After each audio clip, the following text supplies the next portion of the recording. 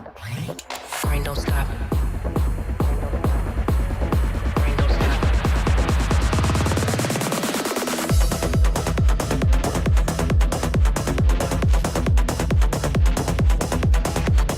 Brain don't stop. Brain don't stop.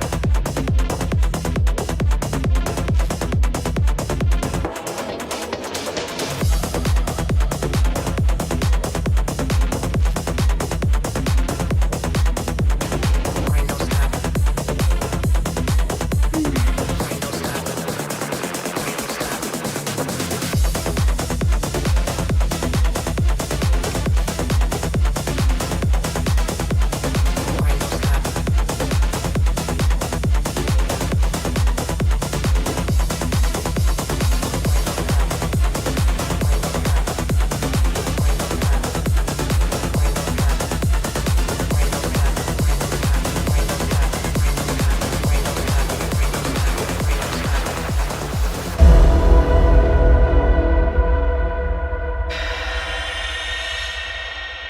Brain don't stop. Hello! Welcome back to Chewed Gum. Today is Tuesday, November 11th, and I'm Alyssa. And I'm Taylor. Taylor. And I'm here. and we're here. And we're going to talk about all kinds of things today. We have a bunch of lines open, so if people want to call, get your calls in now. We always prioritize theists, but we're happy to talk to you about all kinds of things. How you doing, Taylor? I'm doing good. I just watched God's Not Dead 3 yesterday. That was fun. Mhm. I watched it for like 6 hours because of pausing and stuff. But it was actually a little better. It 6 was actually a little better. Yes, it was actually a little better than the first and second because it feels like in between the first and second and the third, they like Mhm. talk to a real atheist or something, or talk to a real ex-Christian or something. That's the vibe it got, is like, oh, we actually talked to someone like for real in real life. So that's good. Yeah. Okay. Um It came from some level of personal experience for once, not a made yeah. up teacher being like, "Fuck God." Which is like just not ever Yeah. happened ever in the history of time. And no atheists got hit by cars this time. So I Oh, think thank that's a win. God. I think that's a win They were so also. I nice. think that's a win. That is How have you so funny. been? I'm good.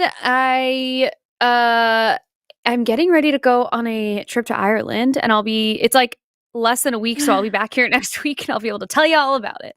But You I said leave Ireland? tomorrow. Yeah. Where in I leave Ireland? tomorrow.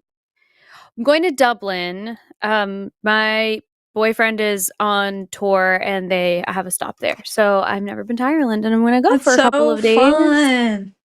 It's really fun. So That's where I lived. And I love you Ireland so much.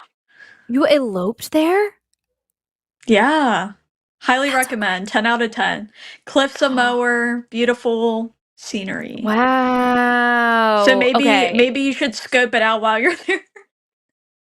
You're Just like, and saying. we're just looking around, you know? Just That's like so fun just though. to You'll have a see. great time. Yeah. Well, I also have pretty much no idea what we're doing. He's decided to plan everything and not tell me about it. So we will That's fun. see when I get there. Yeah, it's a kind of but it also makes it impossible to pack. I don't know what to pack. Yeah. And he just keeps telling me like the most, like boys pack differently than girls a lot of the time. So he just keeps giving me the most like boy packing advice I've ever heard, where he's like, just pack like things that are comfortable. I'm like, huh? What does that mean? Like, what do you mean? Comfortable like sneakers and leggings, or comfortable like jeans and a sweater? Like, what do you mean? And Yeah. you're comfortable might even be something where like I'm comfortable in wearing like a skirt and cute boots. I don't know, but it's Right. very stressful Right. to me. Just make sure you dress warm and you'll be fine. Yeah. Yeah, and it's going to be rainy, so I'll bring a raincoat, etc., etc. Yes. But anyways, what was I going to say? I don't even know. Oh, if you want to call in, you can call in to our phone number 720-619-2288, and you can use that number if you're calling from the US, or you can actually call from the web link that is in the description as well if you're calling from outside of the US, or you're in the US and I don't know, I guess you could use it if you want to, but just use the phone number. And super chats of $5 or more will be read at the end of the show. Sometimes it's nice to give people something to say in super chats. Like, Right. we've done that before. What's a good one? Does anyone have any thoughts? What should we say? What I want to know is if anybody. Andrew. Why did I hear that as a singular word? I'm like, what is Bandrew? I don't know what that is. It is one word. It's a portmanteau. It is. We've made it Hashtag now. Bandrew. It's become a thing now. I do want to know, people can super chat and let me know if they watch the Sleep Paralysis Demon ASMR. Okay, I started it. I sent it. I started it, and if no one watched it. I watched some of it, and it's actually really nice. It's not nearly as scary. Yeah. Like, calling it Sleep Paralysis Demon is like, I don't know. It doesn't feel like it makes sense for what it is. But I also did we talk? I know I talked about how I like medical ASMR, which is I don't know what to tell you. I like me it. too. I don't know. Okay, and then the other one that I like is there's this woman, I think her name on YouTube is like Moonlit Cottage, I think is what it is. And she makes the most gorgeous, high quality video. Like, they're like movie quality ASMR. It's crazy good. And I know. She's so good. I've seen some accounts like that where I'm like, damn, you're like professional. Like, they're basically like putting on a like whole ass like movie, kind of. It's really cool. Yeah.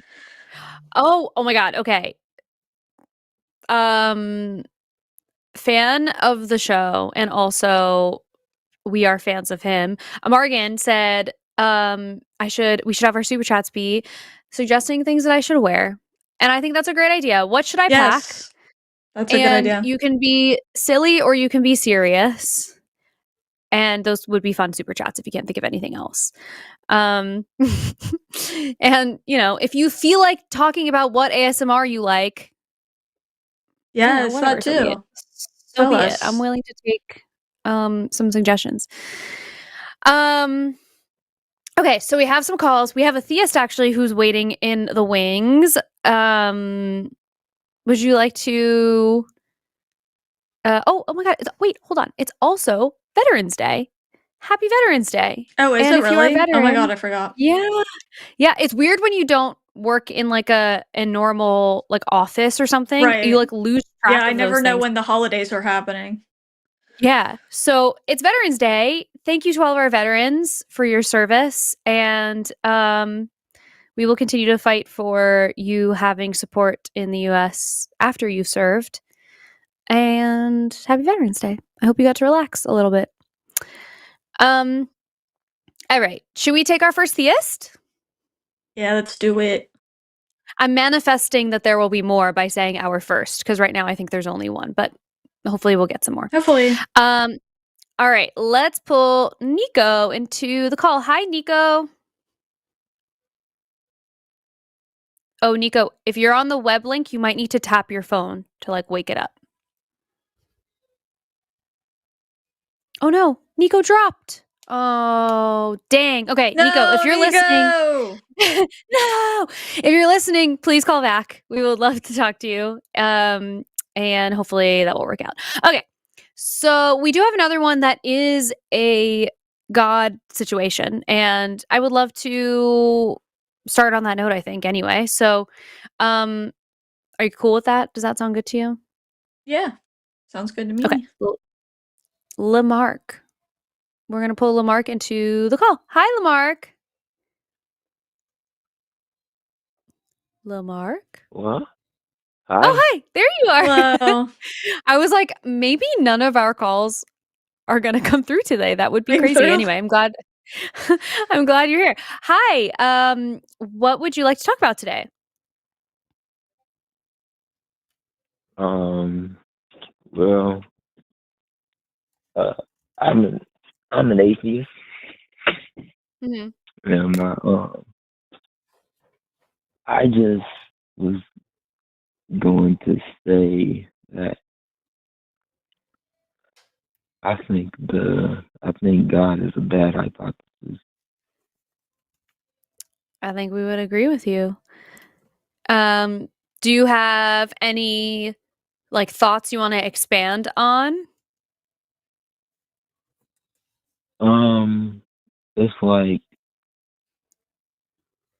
so I used to believe in God up until I was like 20 years old, right? And even then I had become a progressive Christian, but at 20, like, I guess maybe because I had a critical thinking class along as I was, alongside me reading the Bible.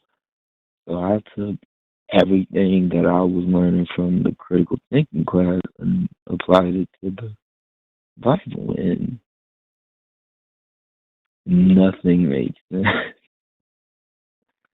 Nothing made sense. It was like 2 plus 2 was like 10 and not 4. It was like the math is not mathing. Yeah, I Like think in something. general, if everyone had to take critical thinking classes in like as early as high school, I'm curious how many people would Is that a be real like class? totally different. Yeah, there are critical thinking courses that are taught. I thought they were college level, but I don't know, maybe they do them in high school They're also. in But college, yeah. okay, like, they should teach those in high school, though, before you go to Yeah. college, and so that you can be, like, skeptical of things and a critical thinker. Like, I wonder if it would have changed the election that we've had, if it would have changed, the way people feel about religion, like Lamarck. Yeah, there's so much of that stuff that if you use your critical thinking skills for, like, 5 minutes, it A little starts to, like, bit. undo itself. Yeah. It starts to undo itself and, like, unravel. Taylor, did you have that experience where, like, once you started, like, kinda thinking about it, it all sort of Yeah. Yeah, fell I apart? unfortunately, like, look back and I'm like, "Damn, I did not think about it a lot." Like, I just that sounds bad, but it's true. I feel like part of that is comfort. Like, if you're in that environment where everybody believes, like, why bother? Why, you know? So Mm, I feel like for a long time, I just, like, didn't care, didn't think about it that much. I mean, I feel like I would question internally a little bit, but then once I was, like, away from that environment for years, I'm like, "You know what? Oh, shit, like, maybe this doesn't make sense." And then, like, when I actually then started questioning it and looking into it, I was like, "Yeah, this doesn't make any sense at all." Especially if you're, um, a fundamentalist who believes everything in the Bible literally happened. Like, I thought the mm, world was, like, what, 6,000 years old, and I thought dinosaurs were on the ark, and I thought that I'm trying to think of what I was told about. So they told me that dinosaurs would like they came on the ark, they came off the ark, and then they were extinct after that because something in the atmosphere was different. So I believed all mm. kinds of stuff. But yeah, Yeah. I feel you, Lamarck. I feel you. Yeah. And then I had recently, because at the end of 2024, I had joined the Army National Guard. So I had enlisted and was in the Army like already before even going to basic. I was training with the Army for 6 months, and I was like living with my dad, and like the whole time I would still pretty much um I was an atheist.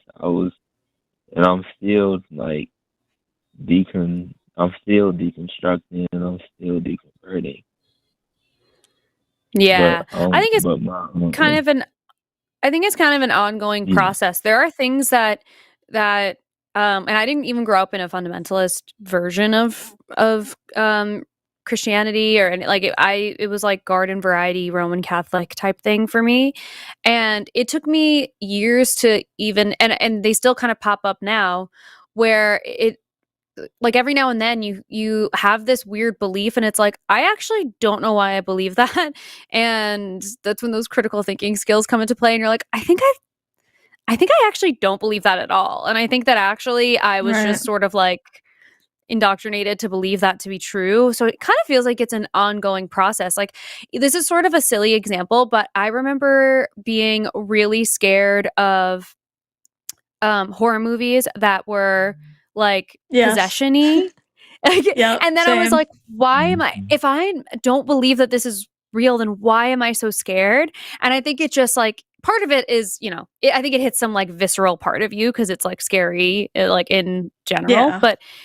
But once I started to like that was like I think one of like the last really big things that was still hanging on, where I was like I can't watch these movies, they scare me so much. And then once I sort of was checked in with myself to be sort of like critical of that, I realized that I actually am not really that scared of that type of scary movie anymore because No, it's not I'm gonna low-key happen. still a little scared of them for no reason. Like, I've been like slowly fine with it, but I also think I'm just scared. I'm trying to figure out if it's that or if it's because I like don't believe in demons. If it's that or it's like I'm kind of afraid sometimes I'm gonna see something really disturbing I can't get out of my head, which does bother me which doesn't happen often, but when I do, I'm like, damn, I did not want to Yeah. see that. I regret that. But no, Yeah. I let myself watch like this past year, I think it was, or the year before that, Hereditary. It was so good. You wouldn't have caught me watching that like years ago. You would not have caught me watching that. Hereditary is like is one of the scariest movies, if not the scariest movie I've ever seen. And It's I've good. seen a lot of scary movies. That one really got to me. I don't know. I love Toni Collette. I think she's like one of the most wonderful actresses that we have, or actors that we have. And I was so scared of that movie. But It's a good anyway, one. it is. Lamarck, is there anything else that you wanted to add to this thought? We have a couple of theists who are waiting. Oh wow, we have a bunch of theists in the queue who are waiting to pop into the show. So is there anything else you wanted to add before we let you go? Yeah, I was just gonna say, when I was in basic, like, for me, it was kind of different because I'm also a non-binary person. Mm-hmm. So, being in basic, it was very weird. It was because of course I had people spitting in my face and yelling at me, but I like when I did go to a church, it just still was not right. Like the same questions that I had rose up again, and so it just didn't sit right with me. So I stopped going to church, and it felt weird because I felt like kind of alone and basic, like almost everyone Yeah. was either religious or Christian, and then like when I came back, um, it still didn't feel right. Like I saw that for some reason non-binary people weren't allowed to serve, and that just shocked me. I was like, what the fuck? And like Yeah. this law had just came out after Trump got in office, and I was like, you know what? Why should I serve a country that has not served me or people like me? It has not Yeah. fought for anybody like me. I was like, mm-mm. And then like, Yeah. if God does exist, I'm like, I'd rather go to hell because you created the system Yeah. and Yeah. you set up everything to be like this. I'm not going anywhere with you, bro. I'm like, Yeah. I feel that. yeah, I- I'd rather. I think you would Yeah. really benefit from recovering from religion. They have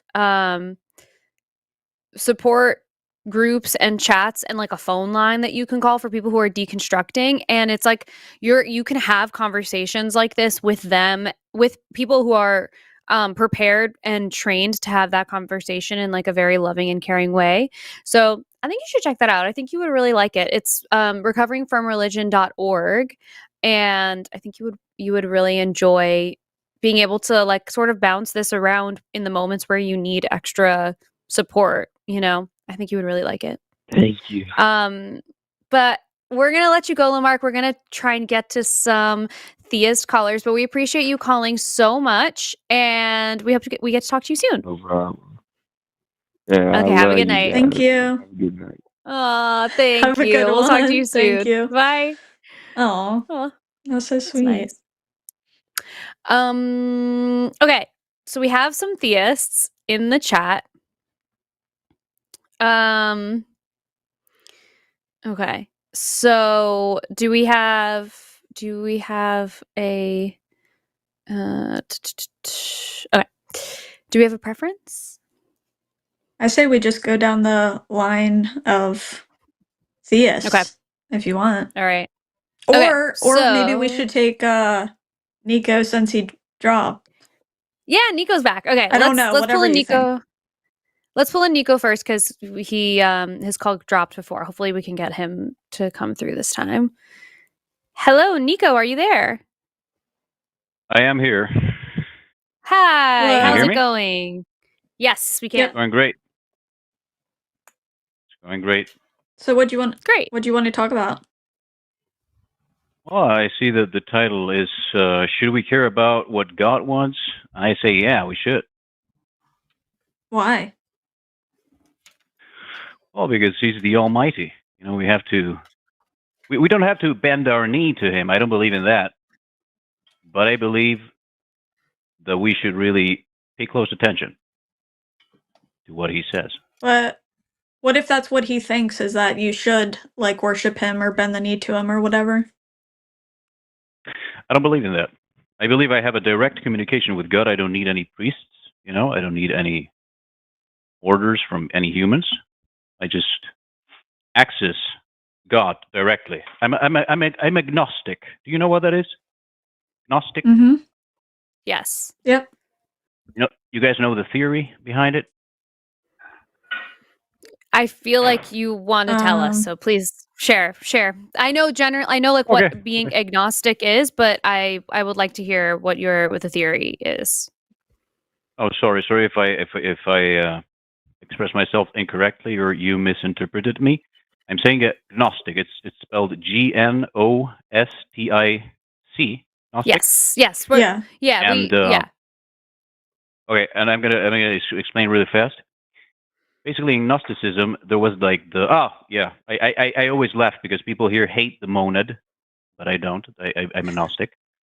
I'm gonna briefly explain what the monad is. It was this perfect realm, this unity. Everything was perfect. Everything was complete. You didn't have needs. You were there. You were the monad. Everything was amazing. Okay, just pure light. And this realm is called the Pleroma, and it's true. This is a real thing. It exists. It's a religion that dates back to like 100 years after Christianity or something like this. Okay, the Pleroma is the word Pleroma. From the word Pleroma comes the word plenty, right? Plenty, because you're full there. You don't need anything else. You're full of light. You're like in a perpetual orgasm, okay? And you feel good. Not like that guy Aaron Ross says that he would get bored of a perpetual blowjob. No, this is real, okay? Next, what happened is this. The monad started to emit syzygies. Syzygies are pairs of like attributes of the monad, okay? And these pairs had to create other things together. That was the rule, okay? So we have like the depth and the silence, and they create the night. They create like things like sleep, you know, But something happened. Something happened. Something happened. They created the Sophia. That was the knowledge. And with the Christ, which is like the illuminated one. But Sophia said, I'm going to create something myself. And you know what happened? She created a monstrosity called Yaldabaoth, okay? Also known as the Demiurge. And when she saw the monstrosity she created, because she broke the code of reproduction with a pair, she pushed this monstrosity out of the realm of perfection. And it was like a cell that split in two, and this other realm emerged. And then this creature thinks it's the only being that exists. It's called the Demiurge. And you know who he is? Nico, I have He a is quick God. question, actually. I'm sorry. I don't want to interrupt, Yeah. but I have a quick question. Where does all of this information come from? Because, like, Yeah. Catholics are going to read the Bible. What is the reference for this story and this theory? Where is that from? Okay. This is from many different books, okay? Including the Gospel of Thomas, I think it is. Then there's wait. I'm going to give you the exact books. 1 second. And like they reference the monad. Yeah, they speak and all all of of this stuff that I'm telling you. They also speak about like the Garden of Eden, and they say that the serpent is good, okay? Eve is good, and the God is bad, okay? Because he's the false god, okay? Oh. And then the interesting part about this religion, which is the true religion, is that you, humans, they were created by this monstrosity, and in this realm, which is made of matter. Now, matter is like, everything is the pleroma, in essence, the true reality, but it is like when you make juice with a juicer, and then the juice, the fruit is all dried up, and there's nothing good in there anymore. That's matter, this universe.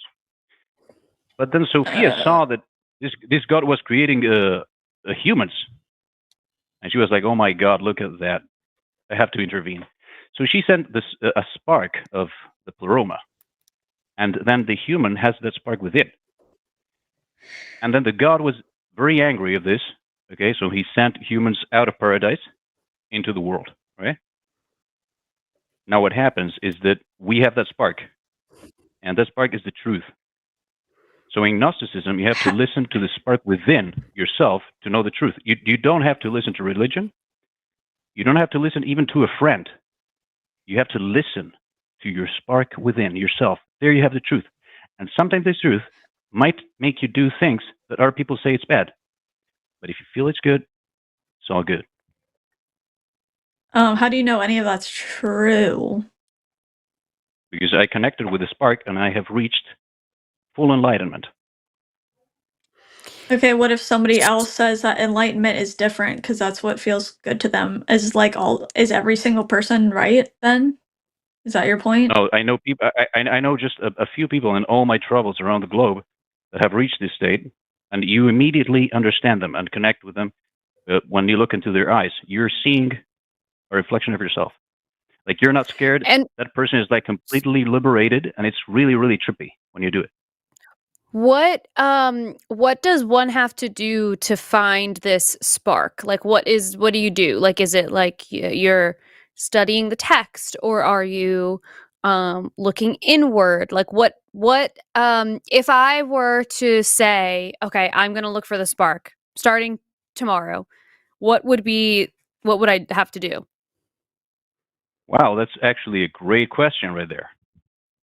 You know, what you have to do is you just have to go within yourself and really, really feel what you think about anything. You don't have to listen about what you've heard. Nothing. Not even what is good. Not what is bad. Nothing. You just consult with your own self within, and you see what you feel about that. And then you can also go into your dreams. And your mind in your dreams is everything. You're not just your body. All the people, you're the environment, the trees in your dream, it's It's all you. And your dream is going to test you. Your unconscious mind is going to try to attack you, to scare you with nightmares. Really crazy shit. But you have to submit to your unconscious mind. And when you submit And correctly, is that true of all dreams? Because I had a dream last night, and I would like to know whomst was attacking. Do you want to hear my dream was kind of funny. I dreamt that well, I had two mini dreams, and one was that my sister wanted to be a mermaid for Halloween, and she wanted me to put little gems all over her face. And so we started doing that, and then she kept getting distracted, and I was getting distracted, and it was taking so long. And she came back, and she was like, I don't think I want to do the gems anymore. And I was like, yes. And then at the same time, we both said, because there's eyelashes on them. And we looked at the gems, and there was little eyelashes on them.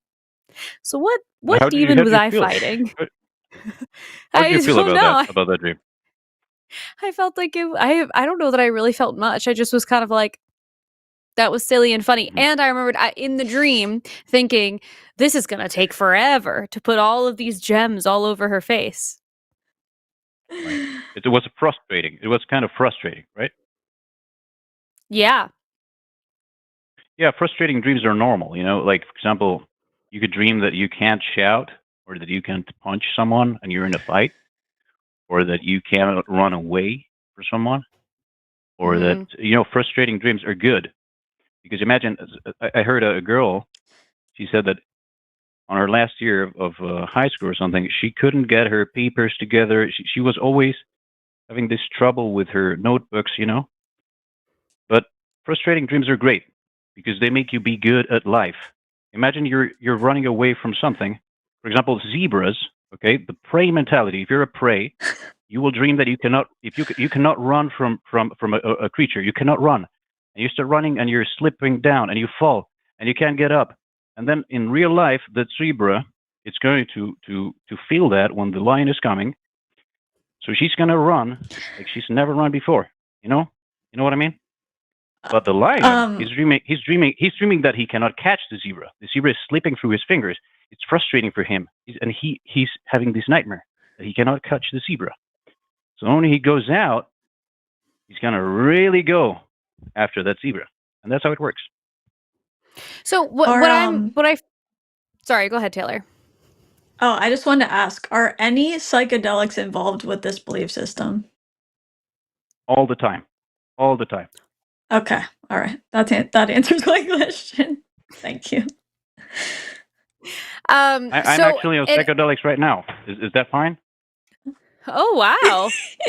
Yeah. You have your shit together in a way that I would never. Like, I know I would be absolutely not able to conduct a sentence, so I'm impressed. I just fear I'm not on psychedelics, so... It channels my abilities. What was that? You don't do it that much? Psychedelics? I don't think, I think if I'm, neither of us were, me or Alyssa are not on psychedelics, I feel like we're not going to be able to make much leadway in this conversation because we're, on two different levels right now, but... It's okay. It's okay. I appreciate trying. That you called and tried. Yeah. No, it's okay. I'm not here to convince anyone. Okay, I want to just give my outro here. I felt inspired to call just because I wanted to speak to two beautiful ladies. Well, mission accomplished. Well, you did. Yeah. All right, Nico. Well, thank you so much for calling. Have a good rest of your night. You too. Bye. You too. Jesus fucking Christ.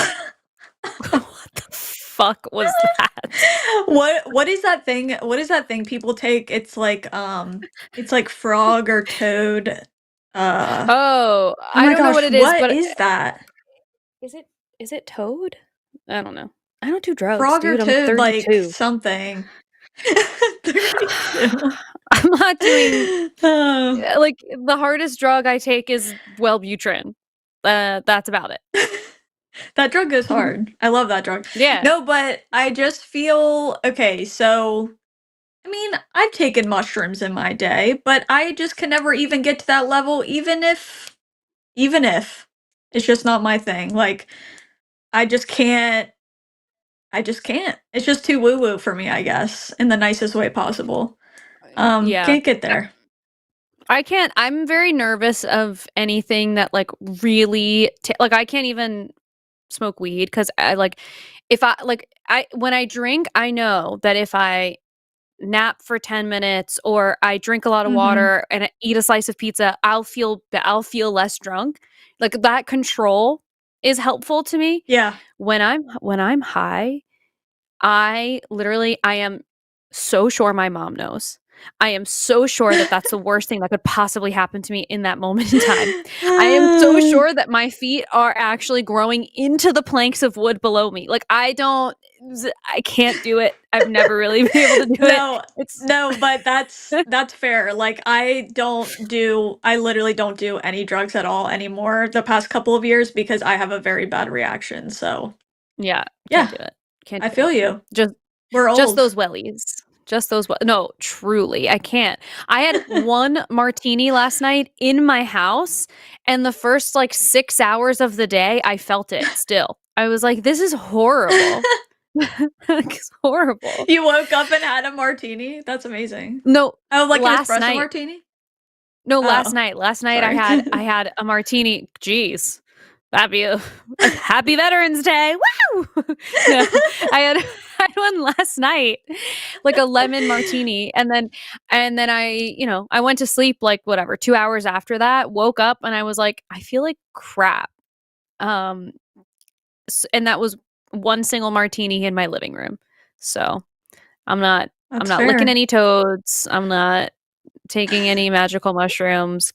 I can't do it. Anyway. Yeah. All right, we do have some other theists, and I think one of these calls was on a different call with Jimmy, maybe earlier in the day. So I'm curious what he would like to share with us. Are you cool with us pulling Stevie in? Yeah. Okay. Yep. All right, Stevie from Texas. Hi, Stevie. Hey, how are y'all doing? Now hear me okay? Good. How are you? Yes, we could hear you. I'm doing all right. How about yourself? We're good. Hanging in.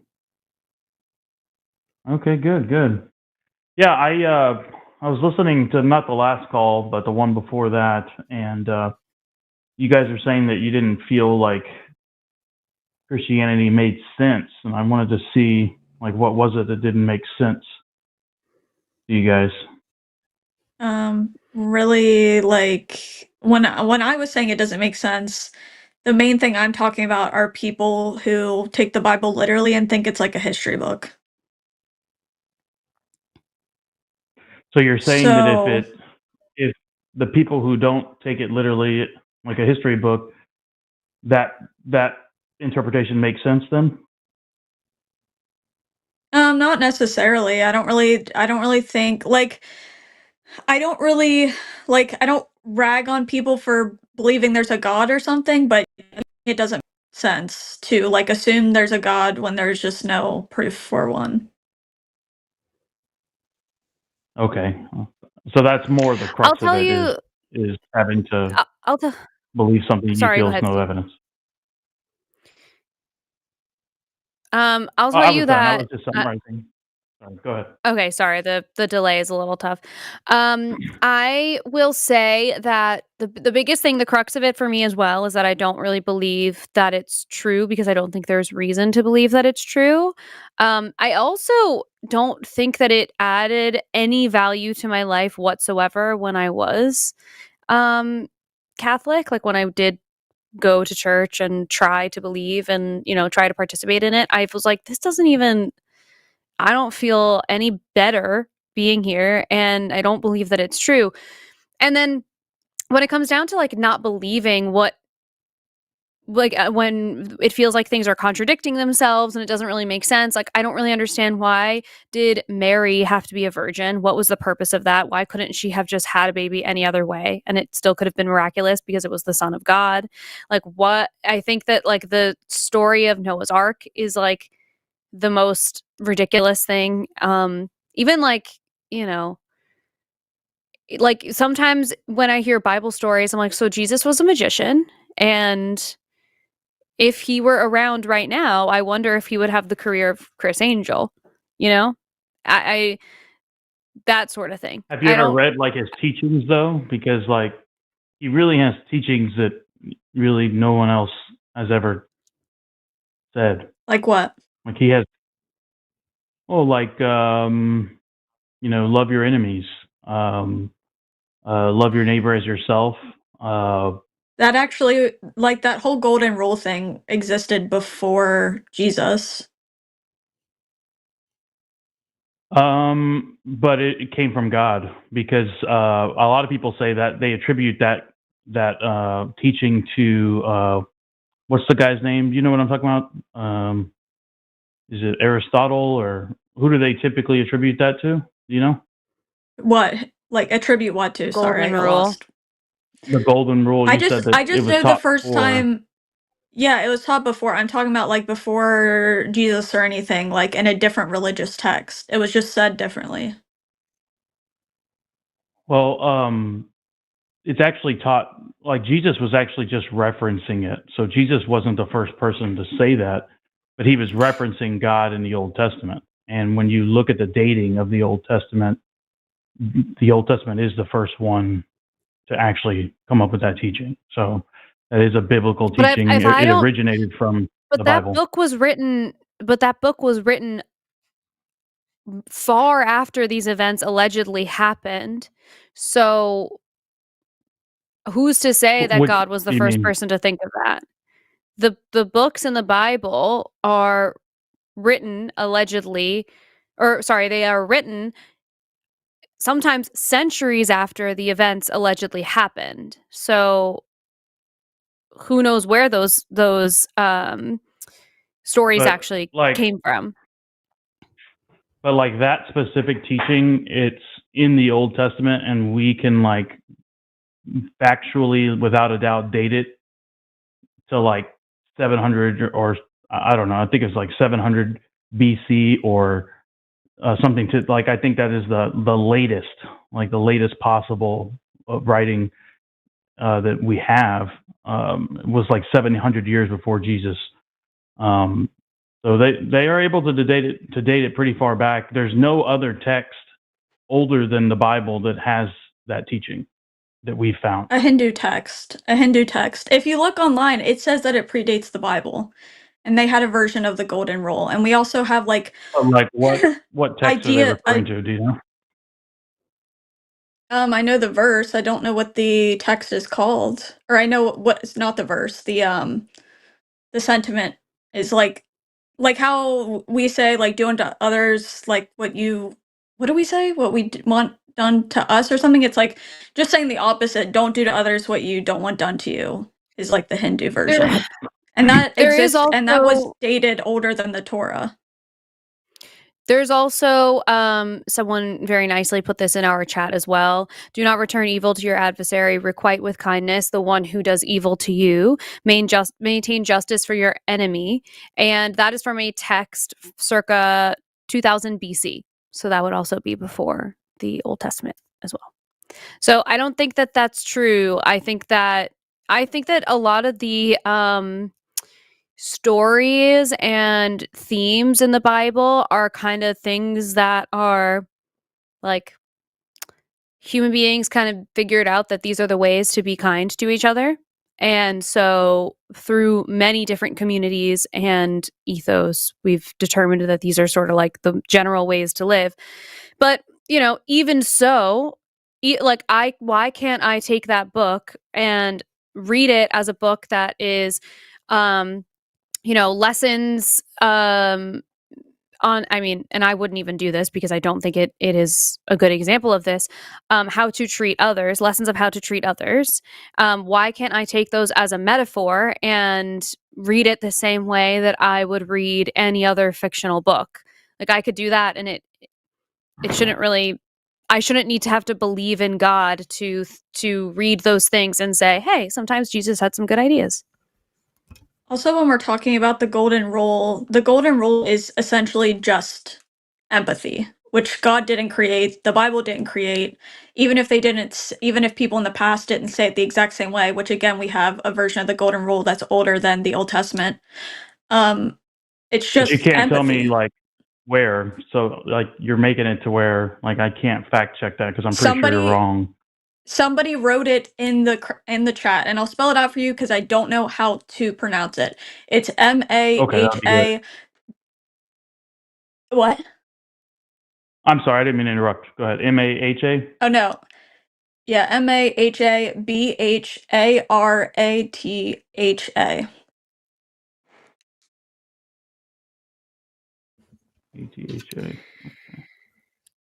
Is that like my thing is though, like so from what I have read before, most people have come to the conclusion that that's older than the Golden Rule from Christianity. So let's say even if we didn't have that, what you're describing is just empathy. And we know that Christianity and like the Bible didn't invent empathy. Empathy has been a thing for a long time. It's part of our evolution. Well, I just looked Other up that text. species can have and empathy. I just looked up that text, and it's younger than like the Old Testament, so it's not dated Okay, to before the so Old Testament. And it also code That's says, not of- what my sources hold on say. one second. the Code of That's not what my It also sources Hammurabi say. is also older, and it has laws that are very similar to the Ten Commandments. There's the Egyptian negative confession, which was 1500 BCE, and there are in the Book of the Dead, it says, "I have not stolen, I have not killed, I have not committed adultery, I have not told lies." Egyptians, like there are plenty of examples but of this. the only And also, just because it's old doesn't mean that there's a God. That's not how that works. Like I know, that could have been a I'm just complete fantasy book. debunking that because it's not true. But Like, I that's don't think all. that you are. I understand that that's not like It is like okay. but it's not because the text that you're pointing to, the teaching that it says is it says here, do not do to others what would cause pain if done to you. That is not the same message as love others. Love others as you love yourself is a totally different message. That's a message of love. Do you think one that is a message of love, one is not. So what is your stance exactly? That God is the first person to tell people to love each other? I'm saying my point is that teaching, the golden rule, love others as you love yourself, that is the first and oldest time, that is the first time that's ever appeared is in the Old Testament and is the oldest text that we have of that teaching to love others as you love yourself. Now there's other texts out there that say don't do to somebody else what they do to you, but it's not about love. So the love To me, a lot of from the that Old involves love and empathy, and the way that people word it doesn't change much for me, honestly, like at all. No, I understand. That's a fair Also, point. in ancient, it's not. again, ancient Egypt, 2000 BCE, do to the doer to cause that he do thus to you. It's one of the earliest known versions. In ancient China, 500 BCE, Confucius in the Analects book says, "Do not impose onto others what you do not wish for yourself." Ancient India, in a Hindu text, I think this is actually what Taylor was saying before. "This is the sum of duty: do nothing to others which, if done to you, would cause you pain." And then the New Testament was written in 30 CE. So No. all of and It came from even the Old Testament, even the Old Testament in Leviticus, love your neighbor as yourself, that is approximately 600 BCE, which is still after the examples that I gave you. I mean, I'm showing that that's like 1500 BC is the approximate date when that was written. Okay. So I think I'll I be guess honest, there's some debate there, but yeah. There Again, is, I don't think we can make a big deal about it, but I just want to I make don't that think clear. it's really that. I don't think it's really that important because it doesn't convince me of a God, and it doesn't convince me of the value of the Bible. Just because it's old doesn't mean that it, means much. My to whole me. point in bringing it up, though, is that his teachings are unique to him. Like there is no one else that said to love your But neighbor they're as yourself. not. Talking about love. Yeah, but talking about love, that's the only one, and that's the only one that says love your neighbor. There is nobody else I that has just read that to said you that. multiple examples that say exactly that. It didn't say that. It didn't say love in there. Which one exactly? What are you talking about? It doesn't say love. Why does it need to say love? You're getting stuck on this Because very that's the specific teaching. word. And on top of that, some of the most evil, heinous things that I've ever seen done are done in the name of God. So I'd like to know what value having love in that little phrase even is. Because his teaching is about love. So, like, leaving out love, that's like the most important part of his teaching. So, yeah, you don't want to leave out love. So that was the point of that. But what is me the bringing purpose? that up. You said there's How other does that parts help? that. How does that help when we see over and over again people who are believers in God do things that are not acts of love? Like that Well, I doesn't. mean, that's like if I'm like, say I have an instrument and I'm like playing Bach and I suck at playing Bach, is that Bach's fault or is that my fault? You know what I mean? Do we also think If you suck when at- you say that somebody, That's not an my analogy that point makes is, any sense. go ahead. Makes That it, doesn't I make mean, any it makes sense. perfect. when you say these teachings are unique to him, do you think nobody like loved each other before he said that, or like I'm confused by what you mean by this? I'm saying that his teachings on love are unique to him, and we've never Okay, had. and And all the quotes that you But pulled how up, do nobody you talks know about loving that? your neighbor you don't. because I it's written also. down. We have manuscript evidence of it. People, Stevie, there is evidence that people like cared about each other and loved each other, which by the way, love is I'm not talking subjective, so that about can that. mean I'm so talking many about different things. I'm talking about the teaching, the actual teaching, like Yes, teaching. you Okay, have I'm not no talking about whether people yes, love I each know other. what you're saying. I know what you're saying. I know what you're saying, and you have no idea if somebody was teaching that before or not. Just because we don't have the written words doesn't mean somebody didn't say it. We have literally So no do you base idea. your And beliefs?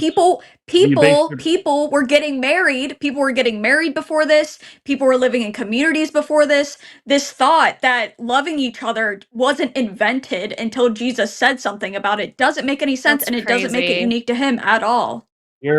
You're Also, literally I would like to strawmanning what I'm know. saying. I'm talking about No, loving you your are the neighbor one. as You yourself. literally I'm are talking about moving a goalpost.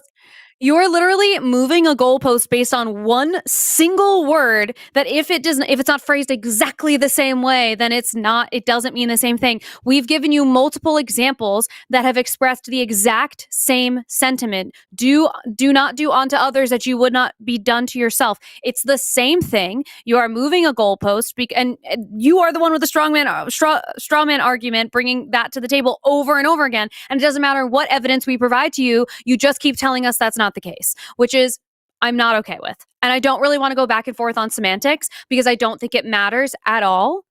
I also think that it is laughable to me that you are telling me that this is a text that is drenched in love, when in reality, it is a text drenched in blood. We hear over and over again of the violence that is in the Bible. In the Bible, there is all of this information about how to have slaves. Like, so what is the point? What is the point that you are trying to communicate? That God is the first one and Jesus is the first one to talk about love? I don't think that's true, but even if it is true, I don't understand what that has to do with literally anything. So just because someone is the first person to write it down, now we have to worship them and believe every single other thing that's in this book? That doesn't make any sense to me. Hold on, I'm unmuting you. It's taking a sec. Okay, you're unmuted. My point was that his teachings revolve around love. None of the quotes that you put forward even mention love, so it's not an equivalent quote. Okay, so what about the teachings about keeping slaves? What are the teachings about keeping slaves? So it teaches regulating slavery. It doesn't. nowhere in the Bible does it say it's good to have a slave. Nowhere in the Bible does it command you to have a slave. It. Nowhere. No, it's not condoning it. What is it, Stevie? What's the definition of I'm- condone? What's the definition of condone? It's allowing something. You just said he was allowing slavery. giving regulations on it. That's condoning something. He regulated it. He's not supporting it. He's not Yeah, I supporting it. said If I'm the condone. president of the United States, if I'm the president of the United States and I make a law against smoking for minors, that doesn't mean I think smoking for adults is a good thing. That is Okay, not that's not the promoting. same thing. That's How do you that's feel not about when promoting we had slavery.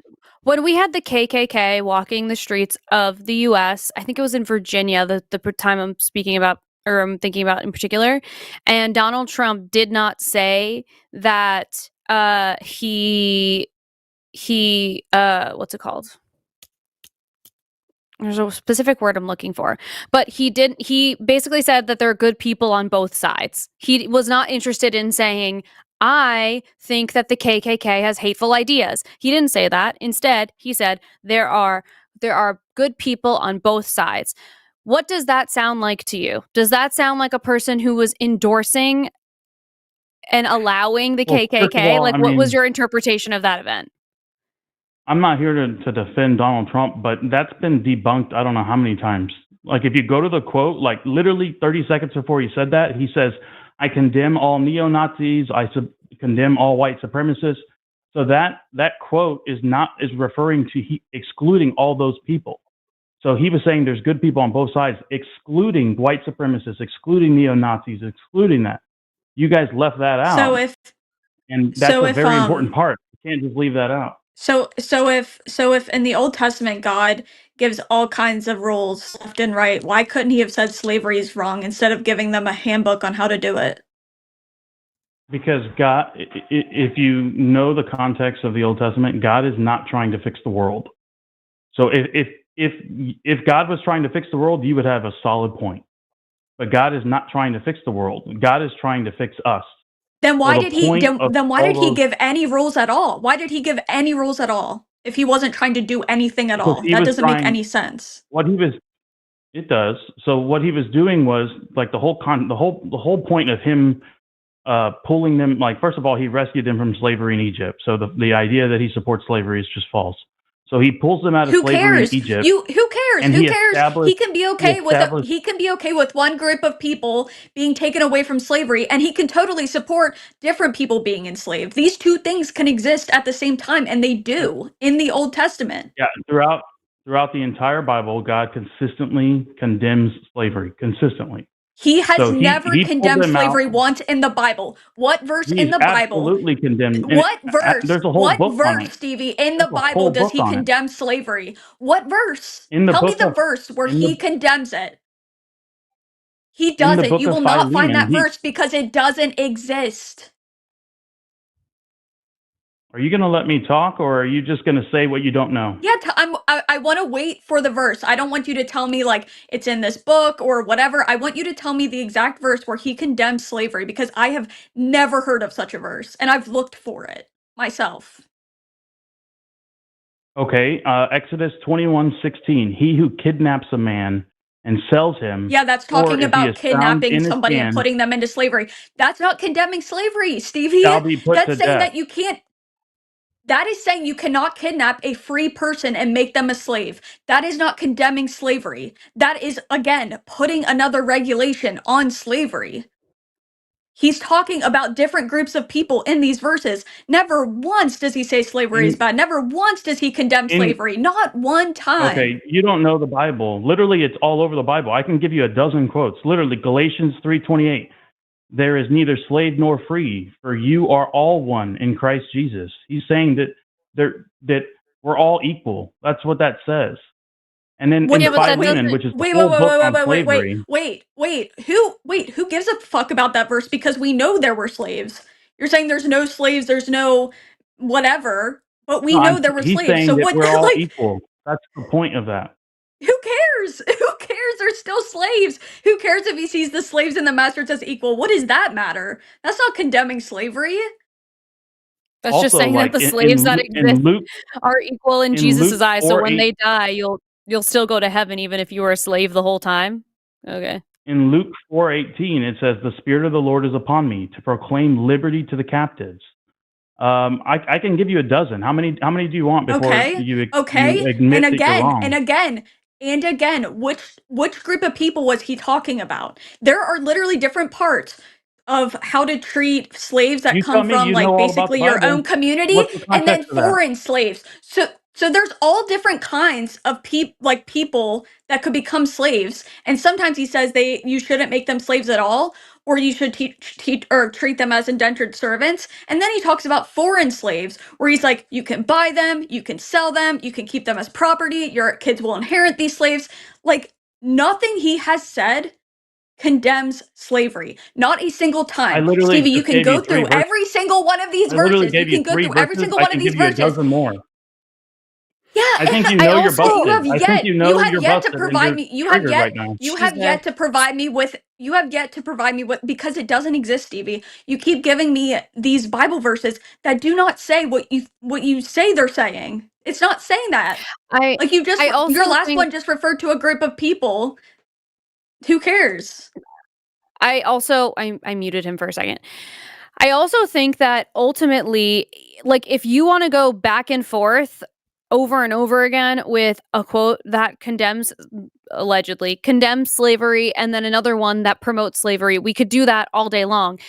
If there is content in the Bible that allows and supports for slavery to exist, then I'm actually not that interested in the times where they in a different book at a Right. different time say that they Right. don't want slavery there, partially because all of these books were written at different times. These are not most of them, I Mhm. think most of them, if not all of them, are not firsthand accounts. So these are like telephone style stories that have been told far after they've even happened. I don't believe that anything in the Bible happened at all. So we could do this all day long and it doesn't change anything. And on top of that, I'm sure you've heard of the expression that people say all the time, there's no hate like Christian love. So I actually would like to know what the value of having this entire book that you believe allegedly is all about love create a fucking army of people, specifically the ones in the US, that are the most hateful people I have ever come across in my life.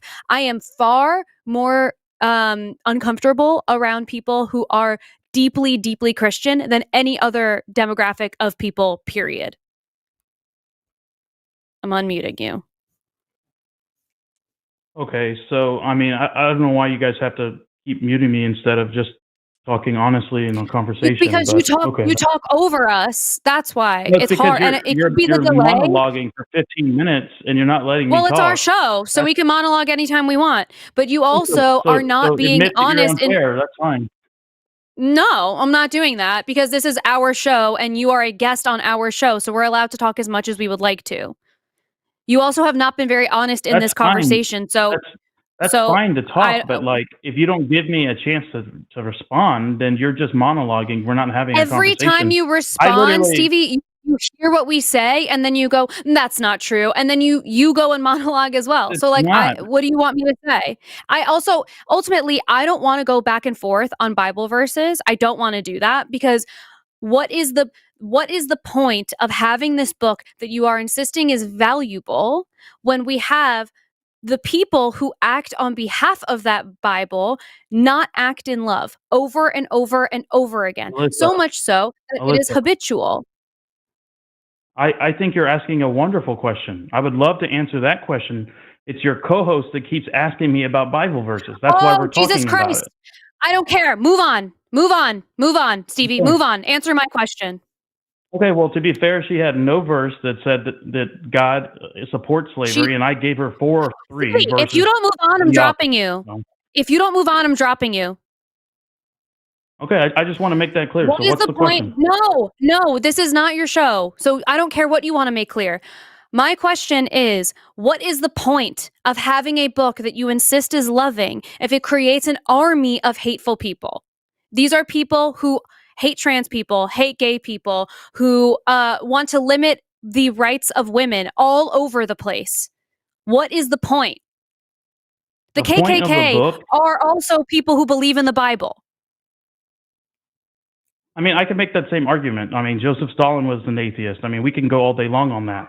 But the point of the But book the atheist is not a is for belief you. system. It's a lack of belief. You are telling me that this is It a is a belief belief. system that Absolute it is belief not. system. It is literally the definition is a lack of belief.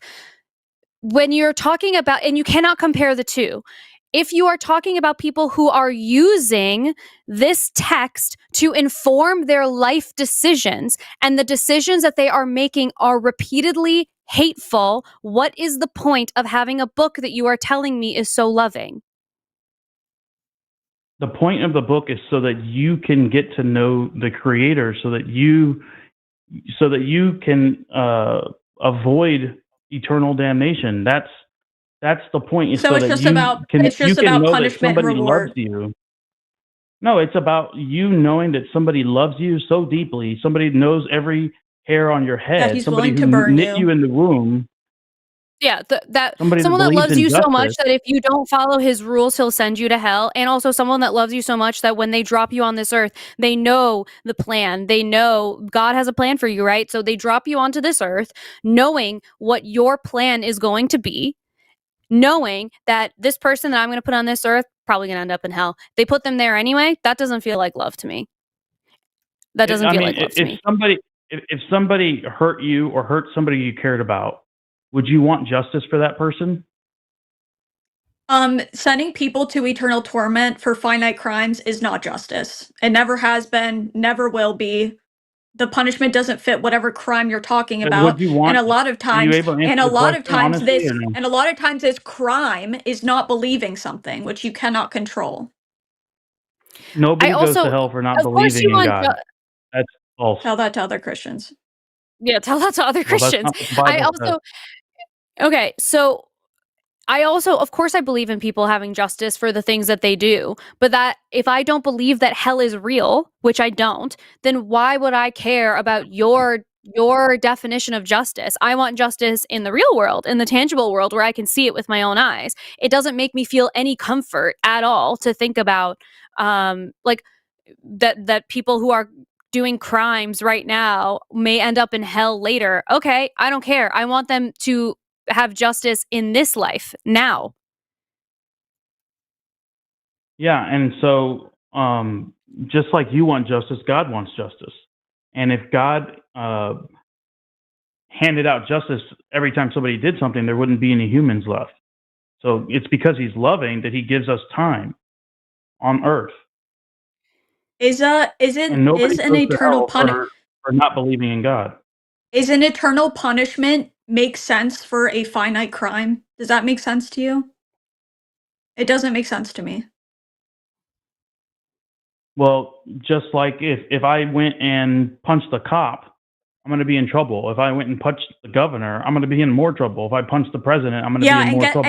And guess You're what, Stevie? And guess what? You're sinning against. If you went and punched a cop, the punishment we would try and make the punishment fit the crime. You wouldn't be put to death, would you, for punching a cop? But here's the thing you're not considering. Number one, you're sinning against a eternal being. Number two, you're rejecting that eternal being.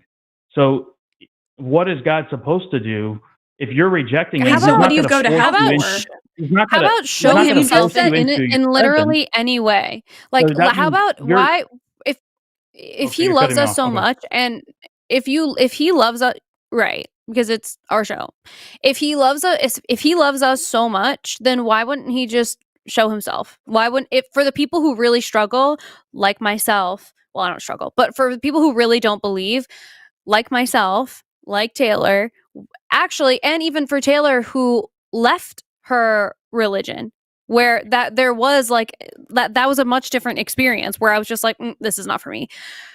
Why would God not show himself? Like, I remember Promise talking about how when she started to feel like she no longer believed, she prayed and she prayed and she prayed, and she spoke to her community in her church, and she prayed so hard that the faith would come back to her, and it did not. Why?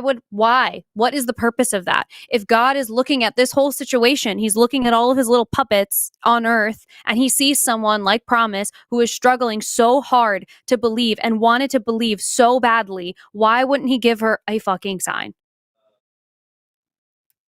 Okay, so you brought up a lot there. So I guess I'll just address it one at a time. So I think the first question you asked me is, I need to start writing this stuff down. What was the first question you asked me? I don't know. I think my biggest question for you, Stevie, and I still don't think that we've answered it, is if this is a book that is about love and is supposed to be valuable to the people on this earth because it allegedly teaches people to be loving, why is it that Christians are some of the most judgmental, hateful people on this earth? Well, most Christians actually aren't Christians, not true Christians. So like Catholicism, I was raised as a Catholic. Okay, that's Catholicism so we're at the no true doesn't follow the Scotsman Bible. fallacy. Like that's No, I'm just okay, saying, but like your standard is using people who are not true Christians. They're Christians in name only, and then you're applying that to all Christians. So basically, it's like bigotry against So Christians basically, is we what you're can't. doing. Oh my fucking god, give me a break. So we can't hold Christians accountable for literally anything then, because if they do something wrong, you'll just say, "Well, they aren't No, true you can hold them Christians." accountable. So it's very convenient for you, right? That everybody that's being shitty and also Christian just aren't real Christians. That's like they just super aren't real convenient. Christians. Well, I mean, the question is, do they follow the teachings of the Bible? And if they don't consistently, then that means they're not every a single Christian picks and chooses what they want to follow in the Bible, including yourself. Every single Christian does it. Like what? I don't care. I don't care if you're progressive. I don't care if you're conservative. I don't think I you don't know the care. message of the Bible, but tell me. Have you eaten shrimp lately? See, you don't even know the Bible. You don't even know the difference between No, the I Old don't. Covenant I and was the not New. part of a fundamentalist. Oh, I know, for the love so- of God, so, like, Stevie, so that means you were never a I'm over Christian. you. Like when you were Catholic, I don't you were give a never fuck. Christian. I don't You think any of even it is know that. You real. never read the I don't give a Bible. fuck. None of it was real. None of it was real. Whether I was or I wasn't, literally none of it was real. It has created an army of people who are so fucking hateful. I don't understand the point. That doesn't Stevie, make you are it not real, extremely though. dishonest. Yes, it does. You are extremely dishonest. I just dropped him. You have given us fallacy after fallacy and then told us that it's our fault because we're talking over you. Oh my God. That was so frustrating. That was like one of the most frustrating calls we've had in a long time. Stevie, that was crazy. I feel like I can't with people who pretend like there is one ultimately right way to interpret the Bible when there are tens and thousands of denominations. I just can't even entertain it because it's like, dude, it's such a joke to me. Like, but then yes, everybody thinks their interpretation is right. So what? But then it's also like, what if you're telling me that this is still so all of those people are not true Christians, and then only a select few of them are? The ones that are not true Christians but do believe in God, they are going to get to heaven or they're not going to get to heaven. What are the rules? Now this is like all over the place and you've just made up, as usual, you've cherry picked and made up the things that you think are true. And that was like one of the big problems I had with this also when I was like in CCD and whatever. I was like, this shit sucks. None of this makes sense. And you are just making up, it feels like they're making up rules as they go. So I'm not interested in that. I'm just not interested in that. Jesus. Same. God. Samesies. I hope that he calls like I hope he calls like Matt or something and gets his ass handed to him because that was so frustrating. Okay, well, we have another theist. Yeah, we have another theist who is waiting. Do you feel ready? Oh yeah, I feel ready. Okay, so we're gonna pull in Mark. Hi, Mark. Hi. How's it going? Hi, my night's going good. How's your night? Oh, eventful as always. Vibing. Yeah. So my question for the night, you guys talked about why we should be believing like in God, and do you guys believe like the decisions that you guys make decide the things that you do after this, like what we do after this. Like, do I think there's an afterlife and our actions determine that? Is that what you're asking? Yes, like the decisions you make in this life, like when you like wrong someone or any spectrum, do you think that it like affects us once we die? No, No, I don't. I don't think anything So- happens after. Why do you live your life? Like when you go out and you don't, like you don't run a red light, right? Why don't you run a red Mhm. light? Because I To don't want not to put damage other- myself or other people. Yeah, it's for the safety of Um, myself and others. To be kind, Yeah. to be considerate. And you just one day, it was just within you. No, Well, I You think just had that it, or how did you learn that? I feel like it is like learned behavior. Like it's hard to know exactly, right? But a lot of it is like living in a society with other people and how we Yeah. how we live in Do you those have, like, environments. You have to Yeah, sorry. Like, I agree with. No, you're think- fine. Yeah, sorry, we're all overlapping a little bit, but what I think about is when you're a kid and you are like in a sandbox with another kid and you get up and you accidentally kick sand up into their eyes and they cry. I think human beings naturally have empathy for one another, and the natural reaction is to be like, oh my god, I did something wrong, this kid is crying. So I think that we learn just from being around other humans and seeing the effect of our actions, why it's important to be kind to one another, because I think that we are naturally empathetic. And then over time, other things, as we develop, other things sometimes complicate that empathy. But I think that we naturally have empathy. And I agree with we can learn it, like we have it within us. But isn't it easier that we have a thing within, like for us to learn that already, like kind of preemptively, like having something like a guidebook, if you will, of obviously like there's other things in this world, but here's an obvious way to be good, right? Instead of having to just like, oh, you're going out and you're learning it. This is very much for us to have, and kind of already those things are kind of dealt with because of this thing that's telling us like, hey, all of that you're saying, like you kind of learn it, but it's like you kind of already have a thing to learn it with, like, again, like a little guidebook. But I've seen that not work. Like if we're talking about the Bible, I've seen that not work because I see some of the most horrific people in office right now who say they believe in the Bible. So that just doesn't do anything for me. Yeah, but because of the complexities of humans, you can give anyone a guidebook and anyone interprets it any way that they want. But there's So it's obviously useless. a way to read it and be like, that's not useless. It's useless if you look at it and you say, I don't want to use it this way. But if you use it in the way that it's in front of you, it isn't useless. Morals are something that humans developed. We came up with morals. We didn't like when we first started living in groups and tribes or whatever, we didn't have a book telling us how to do that. We evolved that way. Yes, in that moment, but then that's why you saw there was we couldn't just, and like we would kind of just be chaos. So let's give you a book so that chaos can kind of just go away for a second, and we can then, what we did, create societies and continue to grow into what we have today.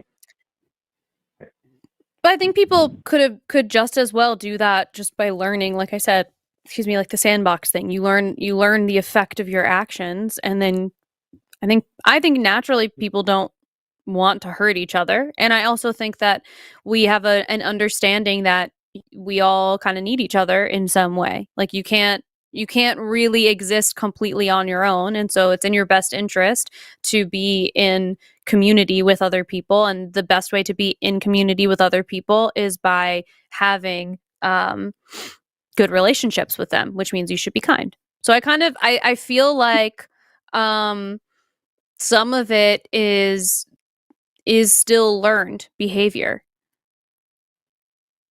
Yeah, 100%. I just think that, like you said, like there is like a learned behavior to it all. Like you go out there, and I think that that is when once you learn the book and you go out with the knowledge and you see it working when you go out there and you're empathetic, or you help out a person that you need to help out, or you are able to like put people where they need to be put, like in like where they're useful. And so you using all of those tools, again, it's an easier way to kind of just go from the start, and then we can go from there and create our own like evolution of that, you know? It's in my mind, obviously I'm not going to know how exactly our morality would develop without religion, because religion has impacted us so much for so many different reasons. But it's not hard for me to imagine that if religion never really came into the picture, our morality still wouldn't have developed like over time, because it already was doing that before the Bible. But on top of that, like, you could point out ways you believe that the Bible gave some kind of structure or something, and then I could also point out the ways in which it was used to get away with terrible, terrible things that hurt a lot of people. So I don't know, like, there are pros and cons to it. I'm not going to pretend like there's never been any pro for religion or Christianity or whatever, but I don't know. To me, it's just like there's just as much bad than good.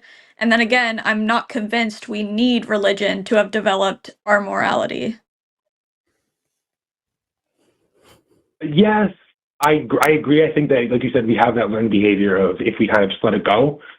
But that's kind of the beginning of, like, we know that in the Bible it tells us that he kind of created as like that sandbox you're talking about and kind of let us go, and it just wasn't working. And so that's when he was like, all right, here's that guidebook again, to start from a starting point that's a little bit further, so you guys don't have to continuously have that sort of like go, and then to go back into like the topic of the day, like to care about what he thinks, I guess, is like my question of the things you do now affecting that afterlife. And yes, you don't believe in like we go anywhere, but like you don't think that having that within our mind kind of, that's not that someone's watching us, because like again, like making him a negative, he's not a negative thing. It is a thing that is bigger than us. And so to say that we can judge him judging us is bigger than us. We can't, like, that is beyond us. So for us to like kind of accept that starting point that he's giving us and know that he's there watching us, isn't it like more helpful to have that so that we can continue our life and have whoever we need around us be better to us, and we can be better to them because of what he's given us? You know, that starting point, that sort of like easier way of being. And so, I do understand what you're saying, but again, I'm seeing pros and cons for it. So I'm not seeing strictly pros. I've never been able to look at, like, I'm not looking at Christianity and being like, oh yeah, these are mostly pros. Because there are some people who apparently have told me that they would be awful people if there was no God. So sure, I guess there are people out there who need a threat of punishment or a threat of some kind of authority. But then, again, back to what I said, there are people who are horrendous human beings, and they believe that their book gives them justification to be an asshole. And I see that way more often than I see it like reeling in people's behavior. Not saying that can't ever happen. I'm sure it does, but I mean, some of the most hateful people I know are Christians, and they think they can get away with it because they think their book justifies it. And they think they're on like the good side, the morally good side, and it makes them worse people. And I think it also attracts a lot of narcissists because they think they can do whatever they want and then ask God for forgiveness and it's fine. They don't have to actually make it right with people. They can just go to the higher authority. Yeah, and I think that is like, again, the manual being interpreted separately, like differently amongst us. And when there's like that sort of like community where you can go and you can talk and you can like kind of like everyone learns it, because like when there's separation between us, the like that kind of game of telephone, gets in the way of like, well, I interpret it differently. But if we can come together and we can be like, well, let's all talk about how we interpreted it, we can kind of come to that conclusion of it's like a good thing, like it is teaching us a positive thing, and to take it like and to make to like say that this one person, or not this one person, because it is many people that used it in a bad name. A lot of people. I think that we have to know that, like, in time, as like a whole, the positives are there, and the people that did use it as negatives are going to be one and few. You know. My issue is that the Bible isn't clear, so I don't think it's possible for us to do that. My second thought is, I think that people who choose to do awful things in the name of the Bible are pretty much just as valid as people choosing to do good things in the name of the Bible, because you're looking at different parts of the Bible. Like in the Old Testament, God commanded some pretty horrendous stuff. So it makes sense to me that there are people who are like, well, God commanded horrendous stuff before that really harmed people. So, like, how is this any different? But then you have people who look more at just Jesus and they're like, well, we should care about the homeless, the sick, the poor, and stuff like that. And that's what they take from it because their empathy is important to them. So to me, if it's able to be interpreted in such different ways like that, to me, it's kind of like meaningless. Yeah, I think that over time, I think because I believe very much that for the original like testament, that is like what I follow, and the horrendous things are horrendous, but I think that they're needed.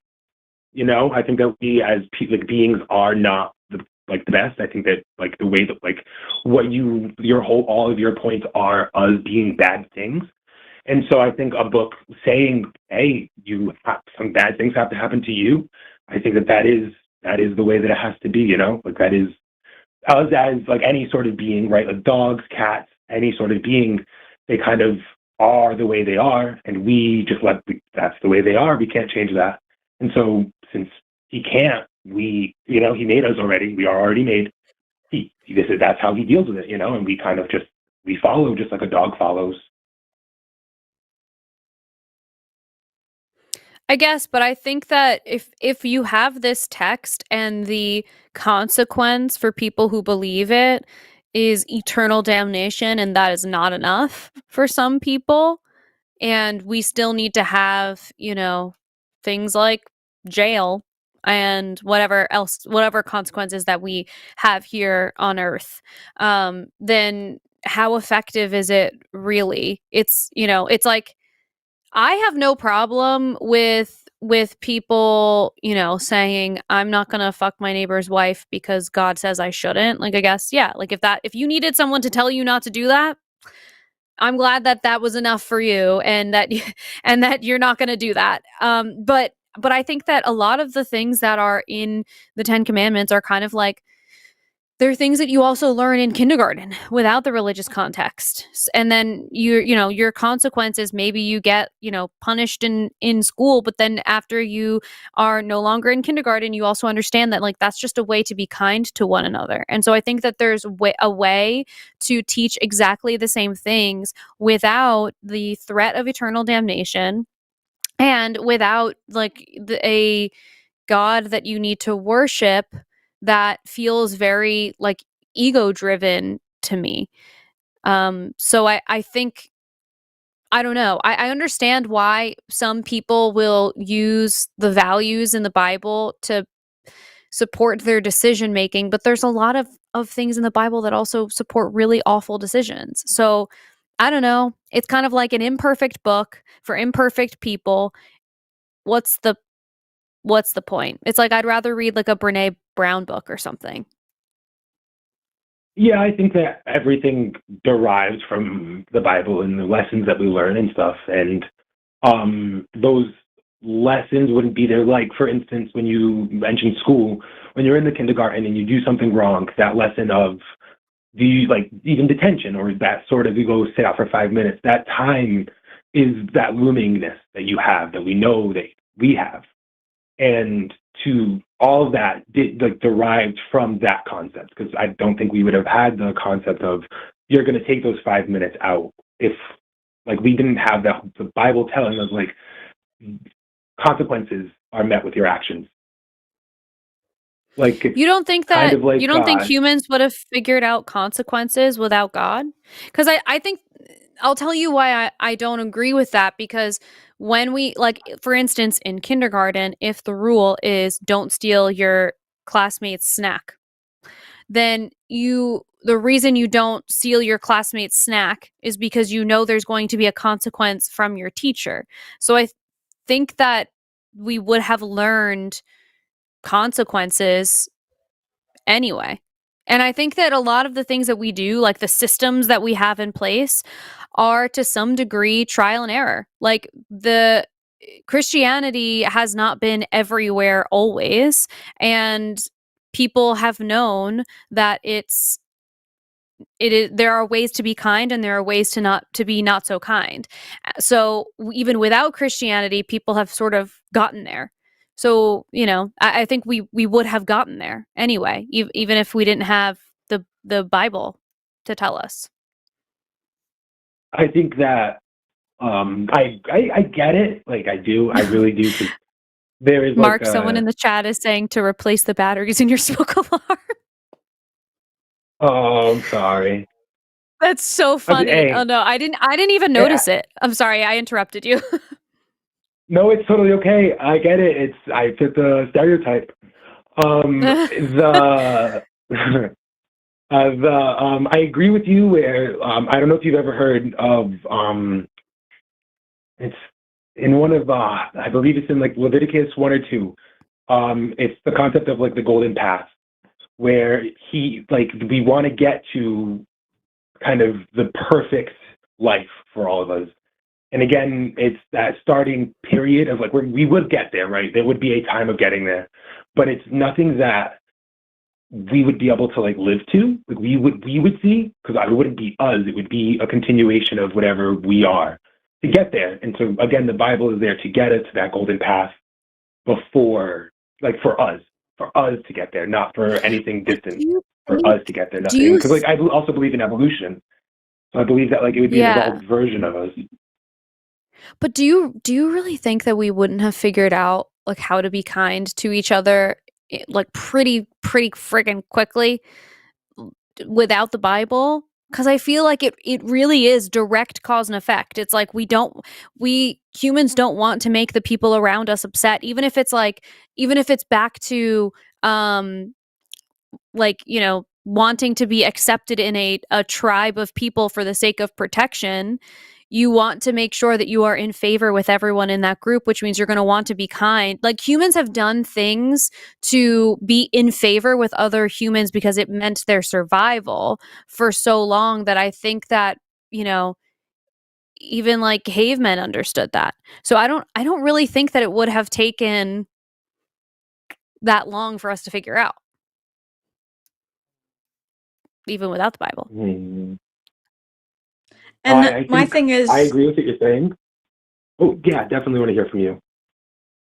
I was just saying, I feel like when I think that the way like our empathy formed and our morals formed, which I think happened before, like, or it didn't happen because of God or Christianity. There were already consequences when people started living like together, because there are a lot of times in like even the really early stages, if you're in a tribe or a group, there are rules to live peacefully together. You break one of those rules, the consequence is you're kicked out and you're not going to survive. You're going to die. Like, and stuff like that. Or maybe they'll punish you by like executing you. But we've like seen this like in ancient history. So I guess my thought is like that has always been there as we've like developed like as human beings. I that's actually an amazing point.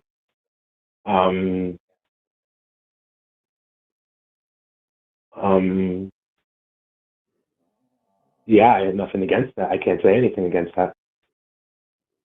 Wow, Taylor. Mic drop.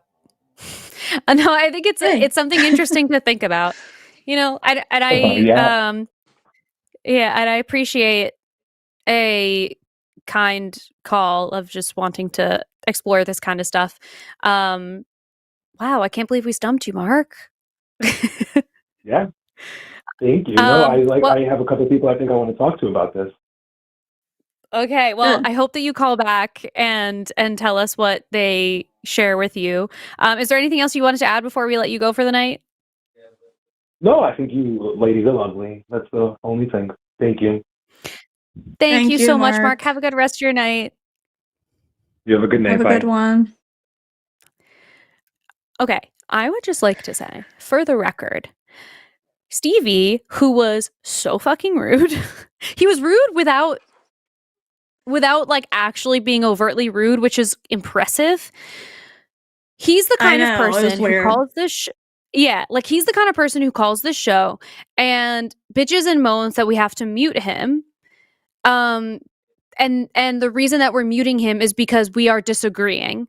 I would like for him to listen to a call with someone like Mark, where we were politely disagreeing and just having a conversation about it.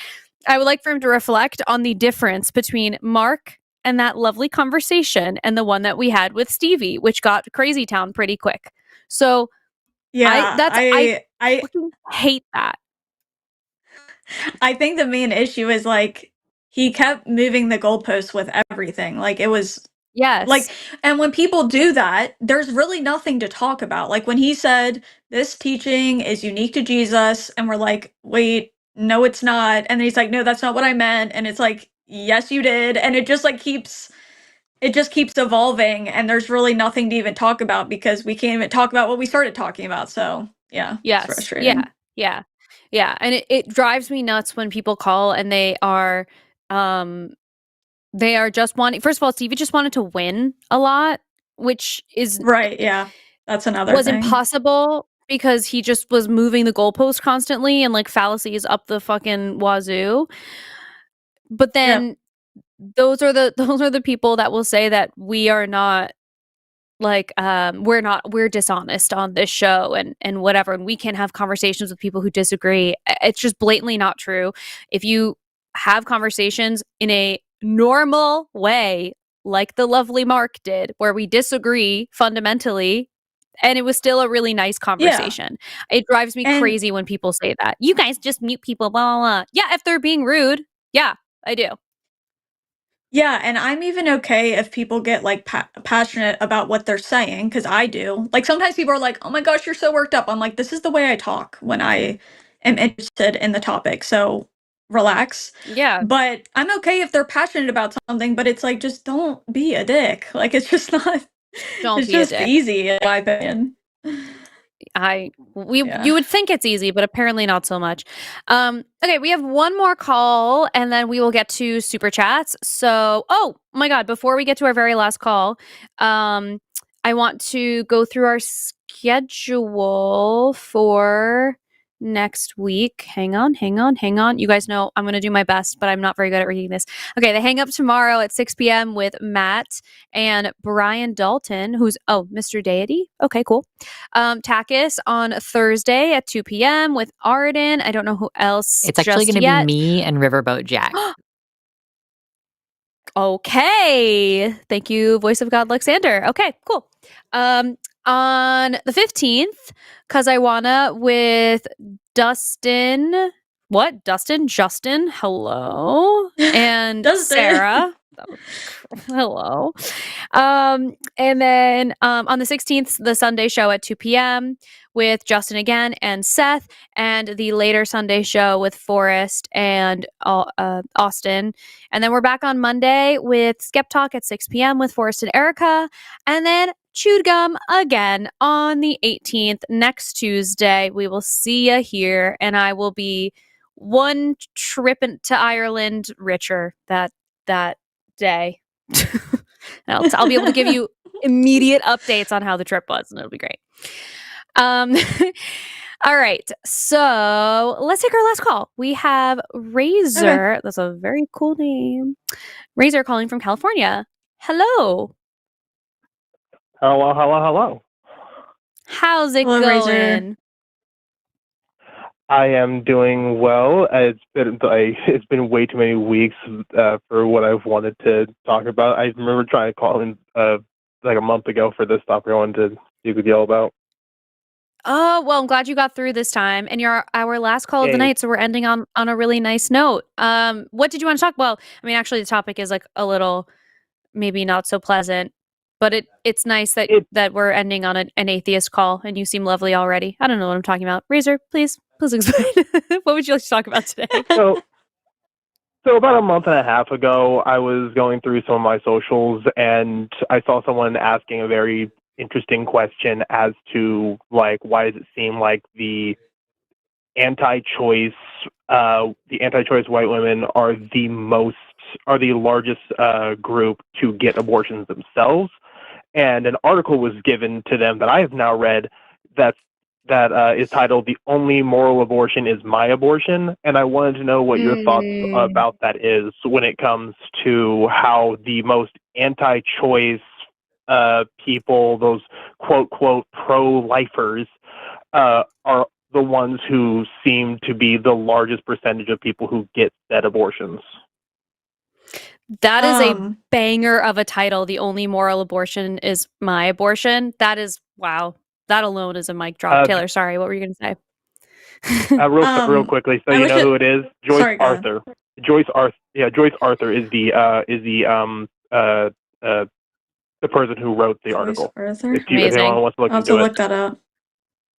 Awesome. Thank you so much. I think from my experience, I feel like it's that way because of all the shame surrounding it. And like, so I think a lot of people who are like so-called pro-life would get an abortion because of the shameful environment they live in, where like, let's say they get pregnant because of an affair, they get pregnant outside of wedlock, they get pregnant as a teenager, because they see the way that they treat women when they have pregnancies and not their like ideal situation, I guess. And like for instance, there was a girl I knew, I didn't know her, sorry. A school that was close to where like I live. She got pregnant as a teenager. She didn't get an abortion, but oh my god, they made the biggest deal out of it. She wasn't allowed to walk at graduation, all of this stuff.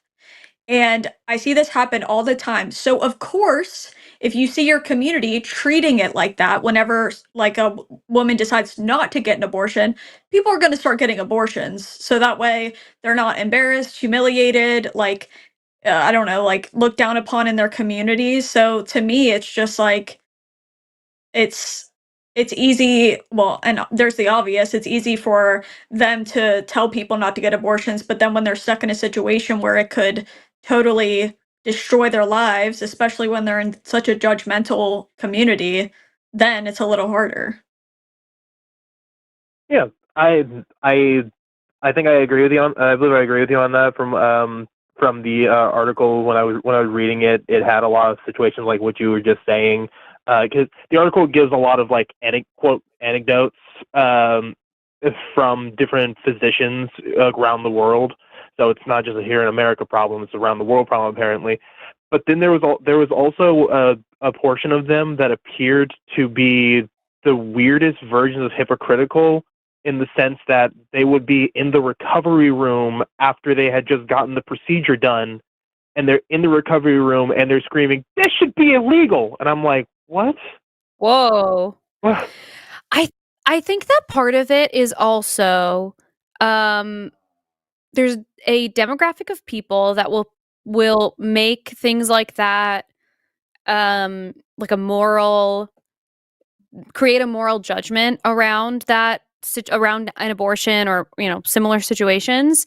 And so it is like until it happens to them, they don't understand the like I can't, the amount of people in my comment section and whatever who think that women use abortions as birth control is shocking. I like cannot believe how many people believe that to be true. But we also have really terrible sex education in the United States, and sex education that is not abstinence only education will teach people the proper birth control methods. we also have like really, even for people who do get basic sex education about how to prevent a pregnancy, we have really kind of terrible cultural conversations around birth control. So there's a video recently that was that has been making its rounds of this girl saying that condoms ruin the mood. I gotta make a video about that because can you like Razor Please, I like will watch. truly I can will you watch No, it. yeah, I've seen that. I'm like, girl, you know what else ruins the mood? A baby, an infant. What are you talking? Yeah, You know what else ruins the literally. mood? Gonorrhea. Like, what are you talking about? So anyway, They make so I really think that we thin have ones. like, It's like to stop there. Sorry. and also, it's also like, I I remember one of the only things I remember from my health class, is my teacher said, if you are already naked, saying get the condom is not going to slow the roll. Like you're already naked. It's going to happen. Just get just put it on. Like you're already most of the way there. But yeah, so I think that part of it is we have a messaging problem with some methods of birth control. Even people are really scared of hormonal birth control because for some women it has really terrible effects. IUDs can be really, really painful. People don't want to wear condoms because apparently it kills the vibe or the mood or whatever the hell. So there's the attitude around birth control is not great. On top of the education, that's also not great. And then there's the added element of people feeling very shameful and they're not having conversations about it. And so I think that we have this like shitstorm of context that makes it very easy actually for people to get pregnant when they don't want to.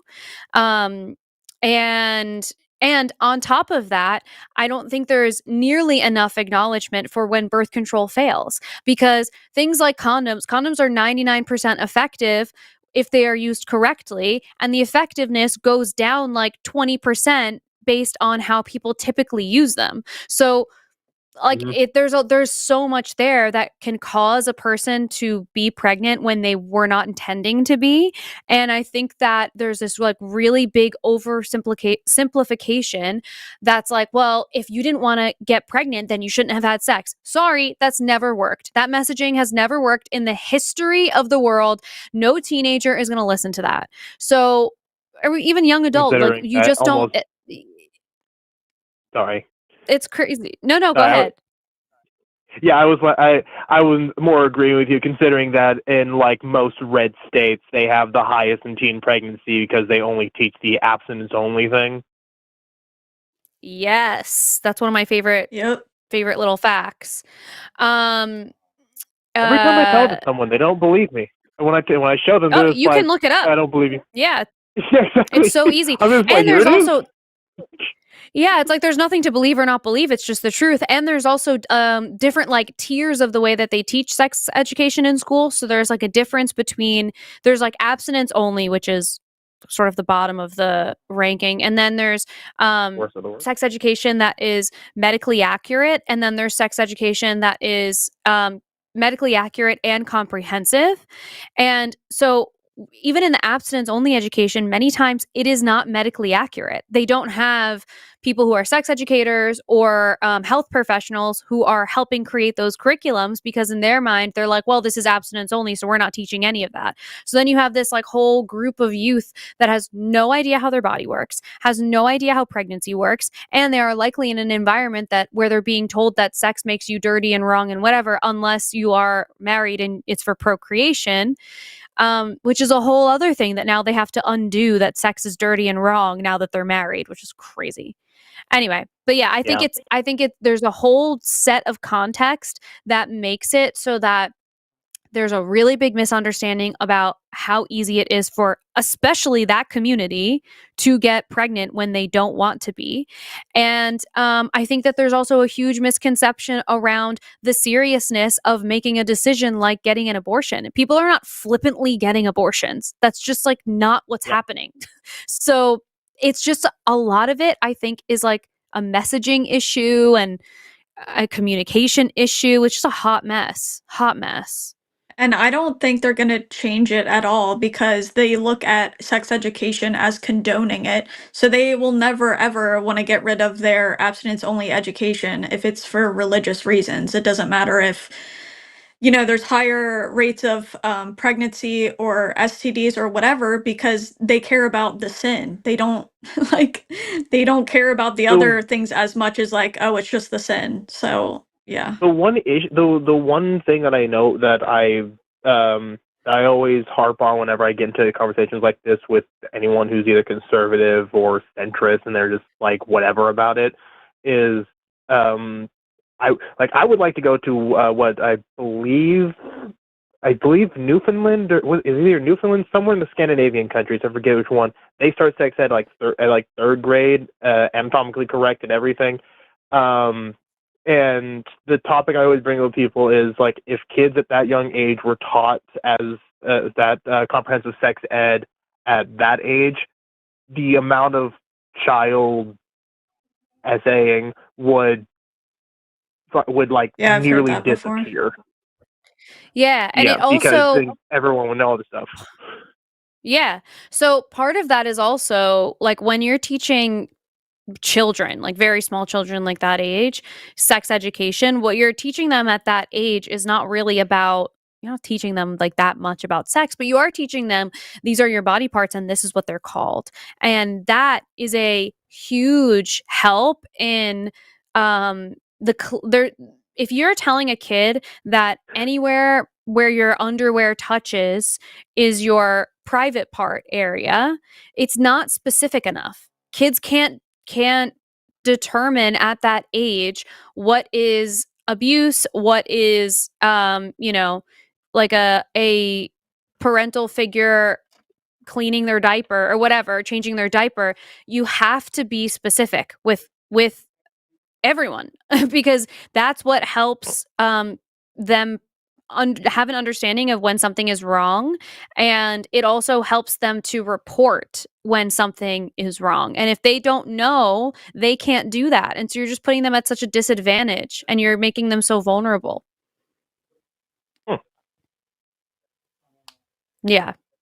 Yeah, Yeah. no, I agree. Obviously, we agree. I wanted to get your thoughts on it, get some information out for the viewers and everything. And if you ever, and like, I've now given you the name of the author and the title. If you want to read the article yourself, see everything about that. Yeah. I have it up already. I can't wait to read it. Thank you so much for calling, Razor. This is awesome, and I love this conversation, and I'm glad that we were able to talk about it today. So call back anytime. Oh, always will. Oh, and purely because I was here the entire time listening, and Stevie is such a crybaby. Fucking hell. Yeah, he is. He really I was. can't right. stand him. Big I'm baby. sorry.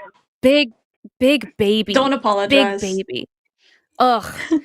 Well, thank you so much, Razor. Have a good rest of your night. We'll catch you next time. I definitely Bye. will. The Line has a podcast. Everyone gets that. Yeah. Yeah, Razor. Thank you. Yeah, we do. All right. Talk to you soon. Bye-bye. Have a good one. Bye. Oop. I always accidentally cut people off. Yeah, The Line has a podcast, and you should listen to it. Although I'm actually curious what's going to happen for the next 2 episodes, because I won't be here to record them, and I wonder what Jimmy has up his sleeve. We'll see. Wait, do you do all them yourself? It's Jimmy and myself, and sometimes Promise. Oh, okay. Gotcha. And we do it twice a week. It comes out on Tuesdays and Fridays, and we talk about a lot of random stuff. Mostly, well, we started wanting to talk about politics, and then it just has like devolved so much where like sometimes we're talking about politics, but sometimes we are just having like really stupid debates Shooting the about shit. random. Yeah, it just happens. It just happens. That's good. All right. Shall we get to super chats? Yes. Let's do it. Okay. $4.99 from Hannah Hodgins. Super chatting early today. Not very chatty today. I'm recovering from a car accident, but I can never miss chewed gum. Hannah, I'm so sorry, Hannah. are you okay? I hope you. Oh my I God. hope you recover quickly. That's awful. I have That's a very, awful. very intense fear of car accidents. Like, it's unreal. I need to chill. I cannot chill in a Crazy. car for some reason. But yeah, I'm sorry I you mean, got in a car accident. kind of a That's reasonable fear. horrible. Hannah, we are so sorry. I'm so glad you joined us today, and I hope that you're recovering okay. That is awful. $4.99 from Silly Spaghetti, hashtag ban Andrew. Now I just keep thinking of it as one word. Ban Andrew. Andrew. Oh, I didn't even realize Um, it. Yeah. They made it one word. Okay. Ignore me. Keep going. $10 from the atheist mechanic. Hashtag Bandrew. He called Jimmy's show and said that immigrants don't deserve any health care because they're illegals and tried to die on that hill. I have no hope for him. He just doesn't understand literally anything. Like, he literally doesn't understand anything. He's like, it's like that, what is it? The Dunning-Kruger effect, where people who like don't know stuff about a topic, like think they know the most about it. If I'm explaining that yeah. right. That is Andrew. $5 from EB334. Your BF needs to tell a girl what he's planning so she can tell you how to pack. Also, Dreamscape ASMR does amazing high quality fantasy videos. Love. I'll have to check them Ooh, out. okay. Thank you for the ASMR rec. Also, yes, he does. Do you know how many times I've told him this? 800. I told him to tell my sister and one of my best friends to tell them the plans. He told my sister, and my sister came back with the feedback of just pack cozy things. And I said, "You're no better than him. This is not helpful." So I don't know. Whatever. It'll be fine. It'll be fine. £5 from Harry Account White? Account Right? I think that's what that is. Have a nice day. Thank you so much, Harry. It's I hope probably you have a nice YT day for also. YouTube. Harry account Oh, YouTube. YouTube. See, I'm on the wrong side of the internet because people just be yelling at each other. $5 from Jamnik 06. For your trip, pack an inflatable unicorn costume. Then on your flight, listen to some ASMR of ASMR. Anti-science MAGA rage bait. Hashtag seriously not serious. Oh my god. Yeah, no, I don't think I think I need to take a break from the rage bait. 10 Canadian dollars from Reverend Nate 2735. Thanks for the kind words to vets. In Canada, it's Remembrance Day. Look up In Flanders Fields. We honor the fallen. It's disgusting how Trump has treated people who signed blank check to your country. Agreed. It's so horrible. A person who dodged the draft and then does not give a crap about veterans after knowing full well that he got many of them to vote for him. It's horrible. Right. $5 from Stephen G. Clinard, 1766. If you experience a monad for more than 3 hours, see a doctor immediately. Oh my gosh. Okay, so I think this was my first experience with the actual monad. Me too. I think that person is called before, but I don't think they talked about the monad. Anyways, I knew right away that psychedelics were involved, and I'm like, listen, this is not You this is not clocked going to go it. anywhere because and he's like, yeah, I am You right now. You don't say. You don't say. I was like, I'm trying to. Actually, this is super chat is exactly how I felt. $20 from Drew Smith TPA. Did I walk into a fairy tale? That's what it felt like. I was like, what is where did you get this from? Like, what And do I you also mean? feel like there's a genre of person who they take psychedelics and they think they're having some crazy enlightenment thing that they like discovered, and it's literal nonsense, at least in my opinion. Yes. Yes. $5 sorry, from go ahead. Joshua. Oh, I don't know. $5 from Joshua No, Everett. it's 9887. I could call and talk for 90 minutes on Elder Scrolls, Skyrim, cosmology, and religious tradition. It would be as meaningful as what Nick goes on about. I think it would be more Yeah. meaningful. That sounds way more fun. $5 from SJL. I don't believe in the spark. I get all my mystical information from the spark. Oh, from the spork. Sport. Yeah. I forgot about the spark. Wait. That you just get the spark. Oh That was yeah. crazy. Oh my god. Thank you. Yeah. I got tea in Ten- the line has a podcast mug. merch. Yay. Merch. $10 from Drew Smith TPA. Do not return evil to your adversary. Requite with kindness.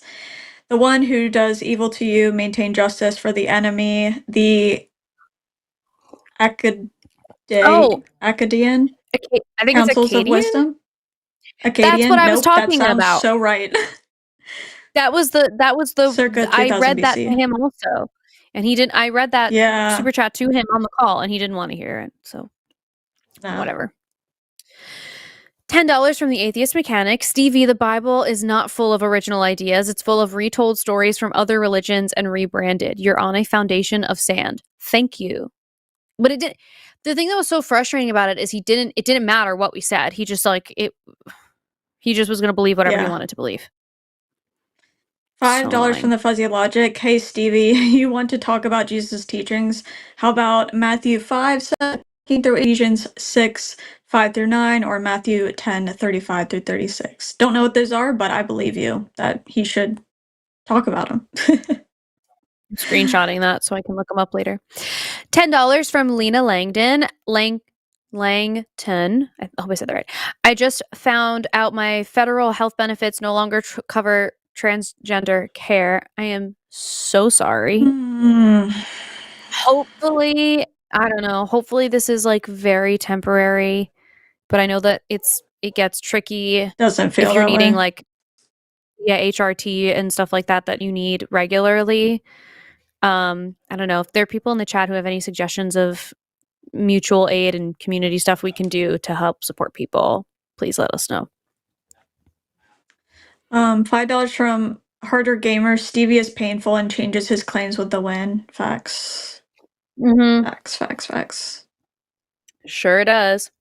$10 from the Atheist Mechanic. Infinite torture for finite crimes is not moral. And what's the point of free will if we get punished for using it, Stevie? F off. Exactly. The free will conversation always drives me nuts for exactly that reason. Same. $4.99 from Mark Master. Like I said when I called in, I'd rather go to hell than spend eternity with this evil god. I feel you. I feel you. Yeah. Give me a second. My list just got weird and no longer tells me where I was in the list. It's totally fine. It's totally fine.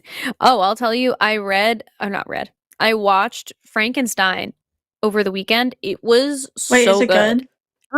I'm actually wearing a Frankenstein shirt right now. It's Frankenstein and Dracula. But I was gonna say I'm reading Dracula, but good. no, I see it now. Do you like it? Is it hard to read? Oh, what?